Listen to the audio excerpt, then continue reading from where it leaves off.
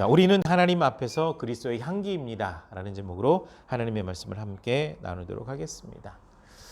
오늘은 부부주일로 이렇게 제가 적어 놓았습니다. 부부주일입니다. 그래서 모든 교회들이 5월 넷째 주를 부부주일로 지켰으면 좋겠는데 모르겠습니다. 지키는 교회도 있고 그렇지 않은 교회들도 있고 그런데요.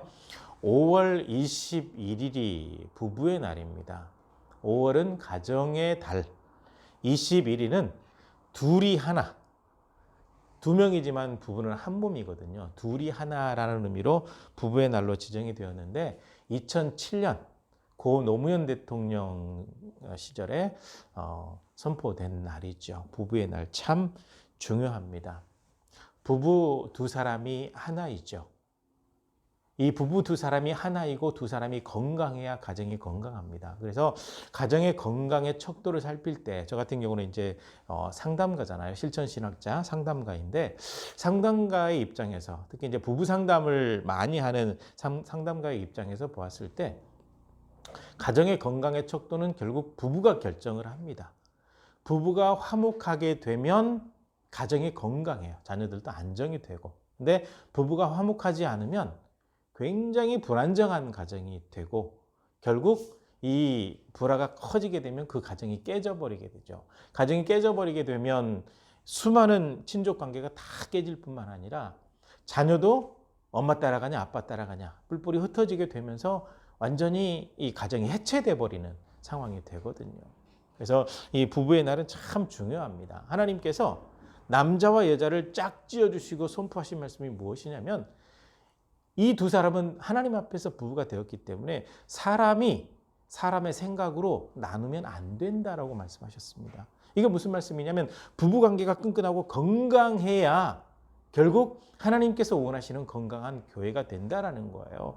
그래서 이 부부관계를 하나님께서 굉장히 소중히 여기십니다. 사람이 함부로 깨지 마라, 함부로 부부관계에 개입하지 마라, 함부로 이 관계를 흩어놓지 마라 라고 분명히 말씀을 하고 있습니다. 그래서 부부관계 건강성을 하나님 앞에서 좀 생각할 수 있는 시간이 되었으면 좋겠고요. 동시에 오늘은 성령 강림주일입니다. 예수님께서 십자가에 못 박히시기 전에 제자들에게 계속해서 하셨던 말씀이 내가 가게 되면 성령이 올 거다.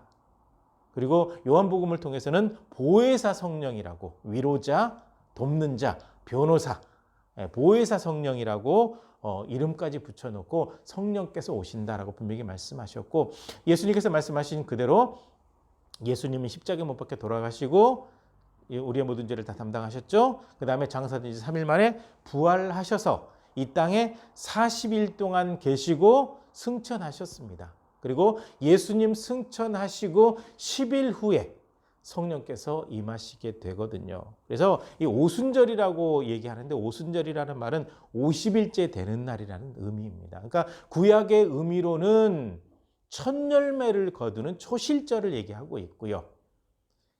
그 다음에 이 초실절을 얘기할 때 이 첫 이삭을 뱄을 때부터 이 49일 더 플러스가 되니까 50일째 되는 날. 그래서 첫 열매를 거두고 감사드리는 것이 맥주 감사주일이잖아요. 이 바로 오순절입니다. 첫 이삭을 뱄 날부터 시작해서 추수가 맞춰지는 50일째 되는 날, 오순절이죠. 여기 이제 신약의 의미로 오게 되면 예수님께서 부활하셔서 성령께서 임하시는 날까지가 딱 50일이거든요. 오순절. 그래서 예수님 부활하신 날부터 50일째 되는 날 오순절 의미가 있고 구약의 의미로는 첫 열매가 다 이렇게 거두어지는 그래서 이 신약의 영적인 첫 열매 성령께서 임하시는 날 오순절 이렇게 연결되고 있는 거거든요. 그래서 주님께서 약속하신 대로 성령께서 이 땅에 임하신 것을 기억하고 기념하는 주일이 성령 강림 주일입니다. 그래서 오늘은 부부 주일이면서 동시에 성령 강림 주일이죠. 그러니까 부부가 건강한 것 주님 안에서 성령 강림 주일 믿음 안에서 이렇게 모든 것이 이루어지기 때문에 우리가 하나님의 영광을 위해서 살아갈 때 항상 주님 안에 있다라고 하는 것이 굉장히 중요하고요. 주님 안에 있는 사람들은 가정에서 부부가 건강해야 되고요. 그리고 주님 안에서는 성령의 충만함을 받아야 흔들림 없는 모습으로 신앙으로 살아갈 수가 있는 겁니다. 그렇게 될 때 예수님처럼 사도 바울처럼 그 삶을 닮아갈 수가 있는 거죠. 사도 바울이 항상 예수 그리스도를 전파하고 복음을 전하는 일에 헌신했죠. 그러면서 동시에 한 일이 무엇이냐면요. 성도들을 굉장히 많이 배려했습니다. 근심하게 하지 않으려고, 잘못된 복음에 빠져들지 않게 하려고, 그리고 성도들에게 부담을 주지 않으려고, 오직 믿음 안에서 주님만 바라보면서 살아가게 하려고. 그러니까 이게 그냥 이루어지겠습니까? 하나님의 말씀 안에 든든히 서 있고 성령의 충만함 받고 하나님 말씀대로 순종할 때, 그리고 하나님의 말씀대로 성도를 사랑하고 아낄 때 이 모습이 되어지는 거거든요. 한국에 있는 수많은 목회자들이, 수많은 중직자들이, 수많은 믿음의 사람들이 이 모습이 되어진다고 한다면 교회가 건강하고 가정도 건강할 텐데, 그러지 못하다 보니까 지금 건강하지 않은 교회, 건강하는 가정이 너무나도 많아지고 있다는 겁니다. 분명히 기억해야 돼요. 우리는 하나님 앞에서 말씀대로 순종하는 신앙, 이 과정에서 성령의 충만함 받고 영적으로 뜨거운 사람이 되어야 되고, 그 모습이 되었다고 한다면 가정에서 사랑을 실천하는 사람, 성도를 아끼고 배려하는 사람, 사도 바울의 모습, 좀 더 거슬러 올라가서는 예수님의 모습을 닮아 있는 거예요. 믿음 안에서 주님을 닮아가는 삶, 이 삶을 살아갈 때 하나님께 놀라운 영광을 드러낼 수가 있는 겁니다. 많은 분들이 하나님에 대해서 조금 착각을 하거든요. 하나님은 무조건 용서를 해야 된다고 생각을 하고 있습니다. 그러니까 그 자유주의 신학, 뭐 세속주의 신학, 이런저런 신학에 물든 사람이 누구냐면 도올 김용옥이라는 사람이거든요. 신학을 공부하기는 했는데 잘못된 신학을 공부해서 믿음이 없는 사람이에요. 그러다 보니까 예수님에 대해서 막 욕하고요. 또 어떤 얘기를 하냐면 구약의 하나님은 깡패 하나님이라고. 믿음이 없는 사람이 그 사람은. 어머니가 뭐 권사라고 하는데 신앙교육을 잘못시킨 것 같아요. 아무튼 엉터리 신학에 빠져가지고 그렇게 됐거든요. 근데 잘 봐야 돼요. 하나님의 사랑이 무조건 수용하고 무조건 용서하는 거냐? 그렇지 않아요. 성경을 몰라서 오해하고 있습니다. 하나님께서는요, 분명히 복과 저주를 두셨다라고 말씀하셨거든요. 하나님의 말씀대로 순종하게 되면 복을 받아 누리게 되지만 순종하지 않으면 저주를 받고 결국 궁극적으로는 멸망한다라고 말씀하고 있습니다. 하나님은요, 이 사랑이 공명정대한 사랑이에요. 하나님의 말씀의 기준에 맞춰서, 하나님께서 정해놓은 기준에 맞춰서 심판하시고 용서하시고 사랑을 베푸시기도 하시거든요. 그래서 하나님의 사랑을 절대로 착각하면 안 돼요.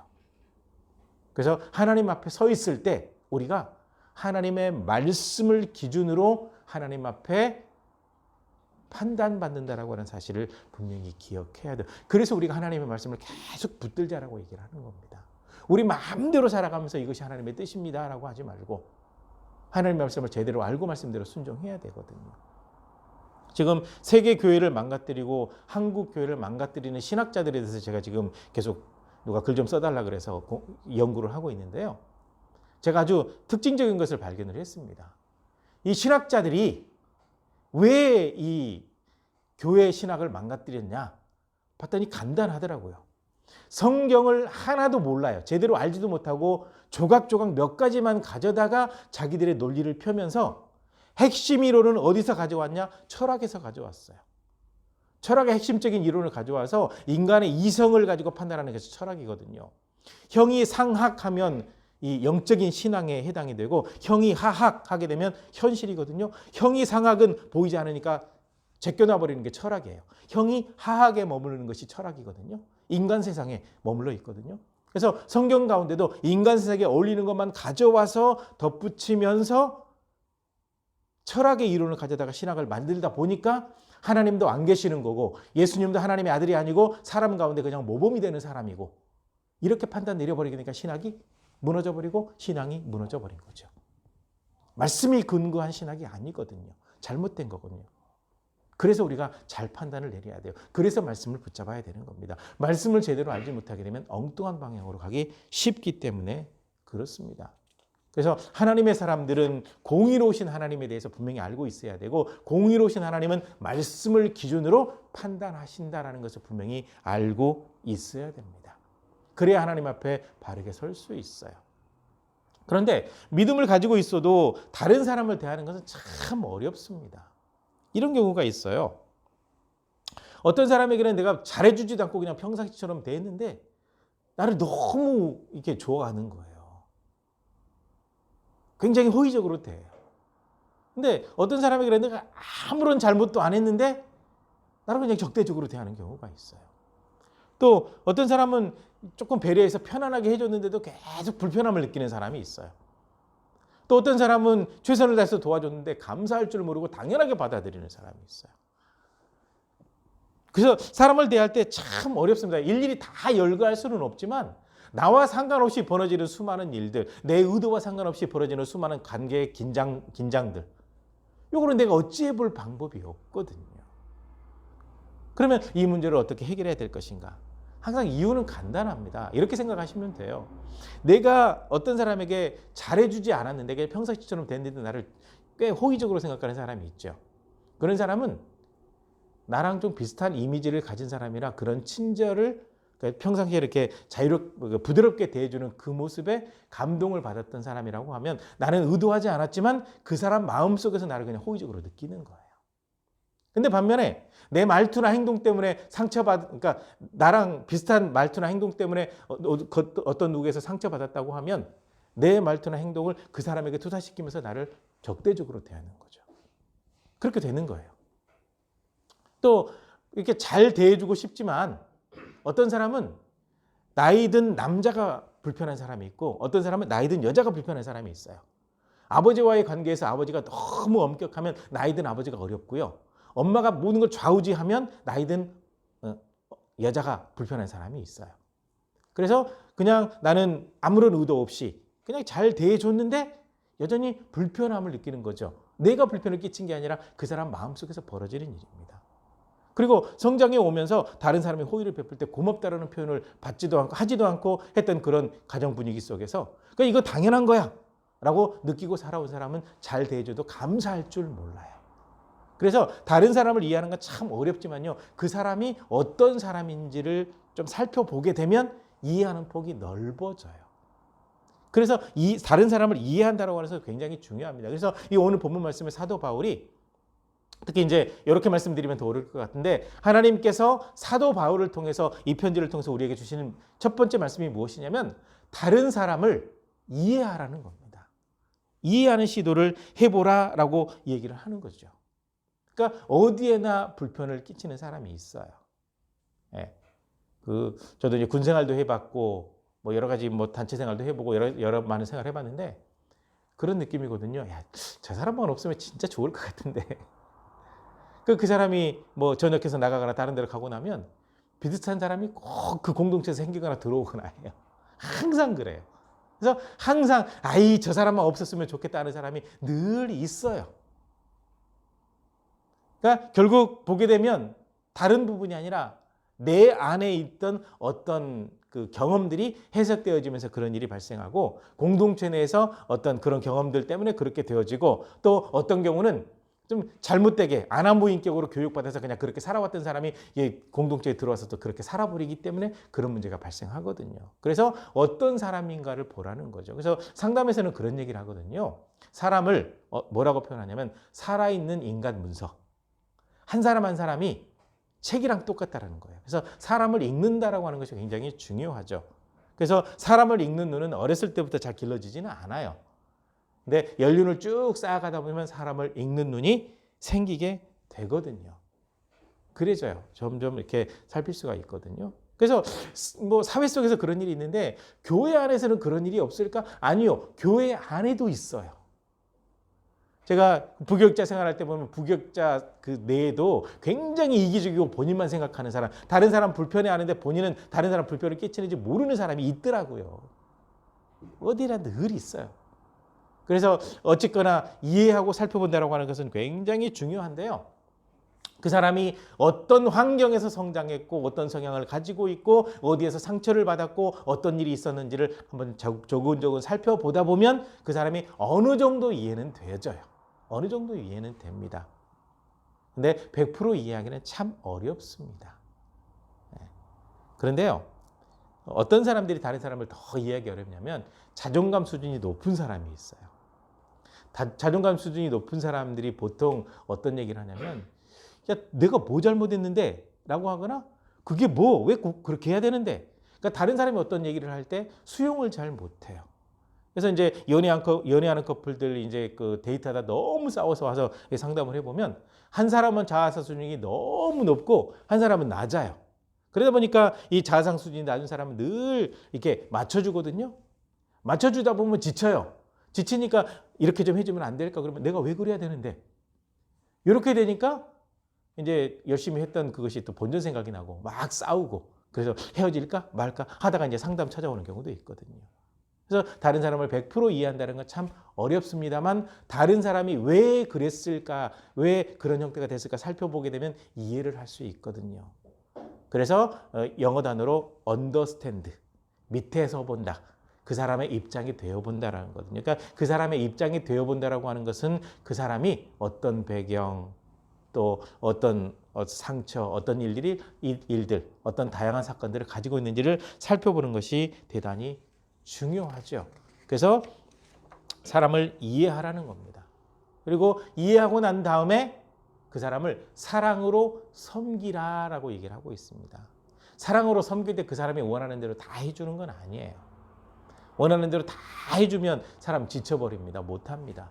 사랑으로 섬긴다고 할 때 저 사람은 저런 형태를 가지고 있기 때문에 저렇게 하는구나 라고 이해를 하고 다 맞춰줄 필요는 없지만 그 사람을 그냥 있는 모습 그대로 봐주는 거예요.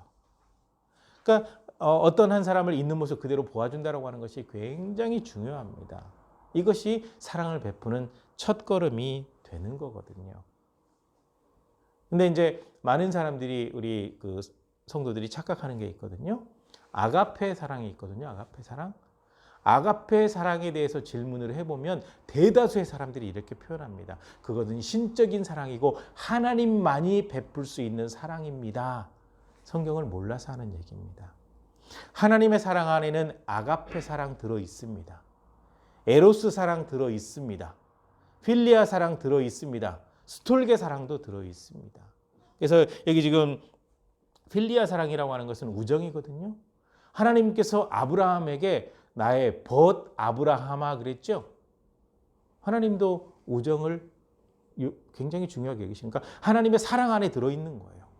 그 다음에 스톨게라고 하는 것은 무엇이냐면 부모나 스승이 베푸는 사랑이거든요.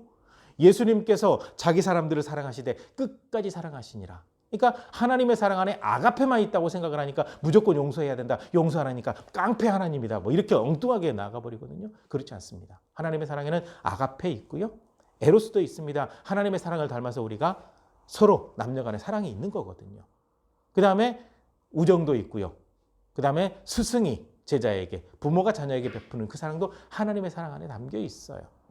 그래서 이 바울 사도를 통해서 하나님께서 주신 이 편지 속에 너희가 그들을 서로 사랑해라라고 할 때 아가펜이라는 단어를 쓰고 있습니다. 아가펜. 만약에 이 아가페 사랑을 하나님만 베푸실 수 있다고 한다면 우리에게 이 단어를 쓸 수가 없어요. 그런데 하나님의 형상을 닮은 우리가 하나님께서 우리에게 자비와 은혜를 베푸신 것처럼 다른 사람에게 베풀 만한 역량이 충분히 있어요. 그래서 아가펜, 너희가 하나님께 은혜 받았던 것처럼 그 은혜를 베푸는 사랑을 가져라. 하나님께서 우리에게 베푸신 사랑을 나누라는 거죠. 이것이 바로 주 안에서 그들을 사랑으로 섬기라. 다른 사람을 사랑으로 섬기라. 라고 하는 하나님의 말씀의 의미인 것입니다. 그래서 성도들은 하나님 앞에 놀라운 은혜를 받았으니까 내 주변에 나를 힘들게 하는 사람에게 용서하기는 참 어렵지만 어느 정도 은혜 베풀고 배려하는 삶은 살아갈 필요가 분명히 있습니다. 그러기 위해서 그 사람이 어떤 사람인가 이해하게 되면 조금은 나의 분노가 낮아지고 그렇게 되면 조금은 아량을 베풀 수 있는 게 생기거든요. 이것이 바로 하나님께서 말씀하신 사랑으로 섬기는 삶이거든요. 이게 이제 점점점 훈련되어지다 보면 더 큰 것도 감당해 나갈 수가 있는 겁니다. 그렇게 하라고 말씀하시고 있어요. 그러고 난 다음에 예수님 안에서 용서하라라고 말씀하고 있습니다. 왜 예수님 안에서라고 얘기를 했을까요? 제가 신대원 다닐 때 용서에 관해서 이제 글을 써야 될 일이 있어가지고요. 용서에 관련된 논문, 책들을 꽤 많이 읽었거든요. 읽어봤더니 거기서 결론이 뭔 줄 아십니까? 용서라고 하는 것은 불가능하다라는 거예요. 결론이. 수없이 노력하지만 어렵다라는 겁니다. 그래서 한국인의 용서는 대부분 이렇습니다. 이번 한 번만 봐줘. 한 번만 더 봐줘. 한 번만 더 하면 이번에는 용서하지만 이거예요. 항상 단서를 달아요. 그 정도로 용서가 쉽지가 않습니다. 그래서 사람의 의도로는 절대로 용서할 수가 없습니다. 그래서 먼저 기억할 것은 우리가 하나님 앞에 어떻게 용서받았는지를 살펴보라는 거죠. 우리의 죄는요, 어느 정도냐면 하나님께서 보내신 천사만 만나도 하나님의 천사를 봤네. 난 죽을지도 몰라. 구약의 많은 인물들이 그 얘기를 하고 있거든요. 그러니까 하나님께서 보내신 천사만 만나도 그 거룩성을 견디지 못해서 죽어버릴 것 같은 두려움에 사로잡힌 그것이 바로 죄인의 모습이거든요.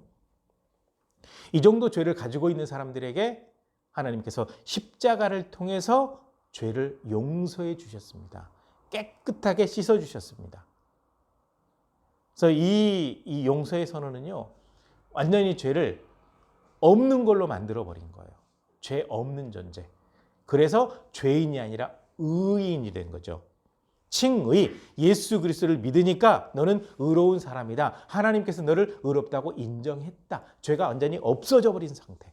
바로 이 상태가 되었다라고 분명히 선언을 하고 있습니다. 왜냐하면 예수님께서 죄값을 대신 치르셨거든요. 그러니까 이것을 생각해 보면 주님 안에서 내 의도로는 할 수 없지만 주님의 이름으로는 용서를 시도해 볼 수 있다라고 말씀하고 있는 겁니다. 그래서 1만 달란트 그 빚진 자의 비유가 예수님께서 하신 비유가 있잖아요. 어떤 사람이 1만 달란트 빚졌습니다.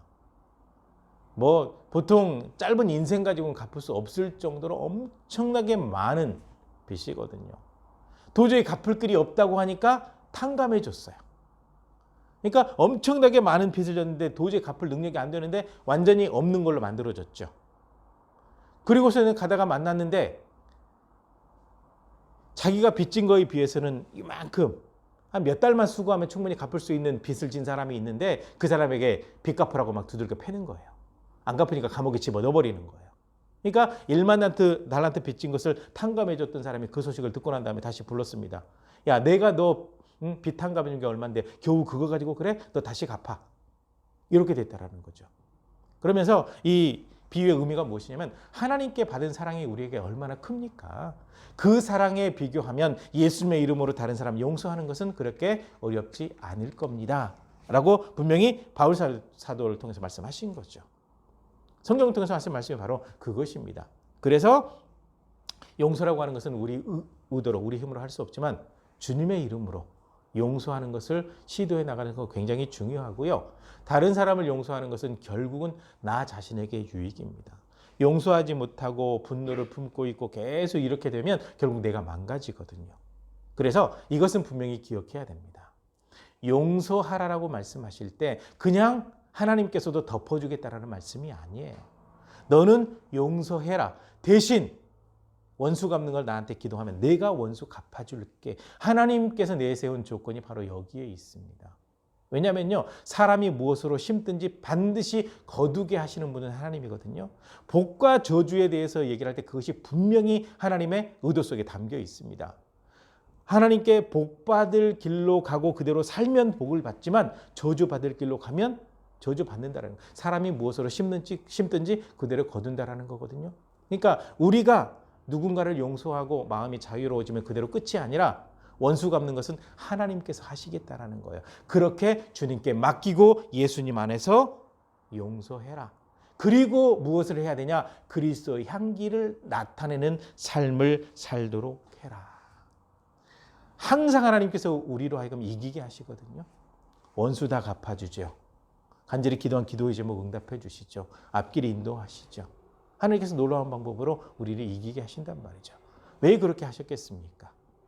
그리스도의 향기를 나타내게 하려고 그런 겁니다. 그래서 우리는 하나님 앞에서도 그리스도의 향기, 세상 모든 사람들 앞에서도 그리스도의 향기가 돼야 돼요. 즉 그리스도의 향기가 돼야 된다는 것은 무엇이냐? 우리가 살아가는 모든 삶, 우리의 말투, 우리의 모든 행동을 통해서 많은 사람들이 예수님을 알도록 해야 된다는 거예요. 근데 지금 굉장히 심각한 건 무엇이냐면요.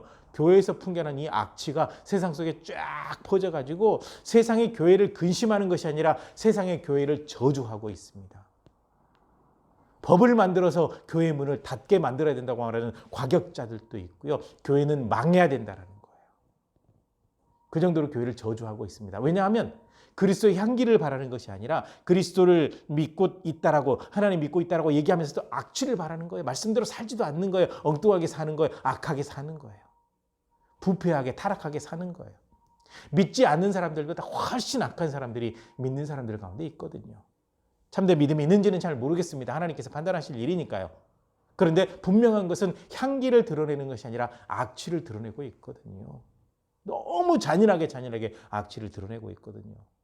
그래서 우리가 지금 각성하지 않으면 안 되는 시대에 살고 있는 겁니다. 우리는 그리스도의 향기를 나타내야 돼요. 우리 이 모든 삶을 통해서 복음이 전해져야 되고 우리의 이 모든 삶을 통해서 하나님이 살아계심이 드러나야 돼요. 그런데 그 얘기를 하더라고요. 저에게 벌어지는 일을 봤더니 하나님 안 계신 것 같아요. 세상에 벌어지는 일을 보니까 하나님 안 계신 것 같아요. 하나님 없어요. 교회 다니는 사람 가운데 이렇게 선언하고 교회를 떠난 사람이 실제로 있습니다. 제가 만났습니다. 너무 심각한 상황인 거죠. 그러니까 어떻게 하면 우리가 그리스도의 향기를 바랄 수 있을까라는 거예요. 바른 믿음 안에 거하는 게 굉장히 중요합니다. 우리가 만나는 사람에 대해서 조금 이해를 해야 돼요. 사랑으로 섬김도 있어야 됩니다. 원수 갚는 건 하나님께 맡기고 용서하는 삶을 살아가야 돼요. 작은 것 하나하나 실천해 나갈 때 이것이 그리스도의 향기를 바라는 일이거든요. 주님께서 원하시는 모습으로 그리스도의 향기를 바랄 수 있는 신앙의 모습이 되었으면 좋겠습니다. 그리할 때 하나님 앞에 영광 돌리는 거룩한 삶을 살아갈 수가 있거든요. 그리스도의 향기를 바랄 만한 성숙한 신앙인이 되어서 주님을 세상 속에 전하고 하나님께 영광 돌릴 수 있는 거룩한 삶 살아가시기를 주의 이름으로 간절히 부탁을 드립니다. 기도하시겠습니다.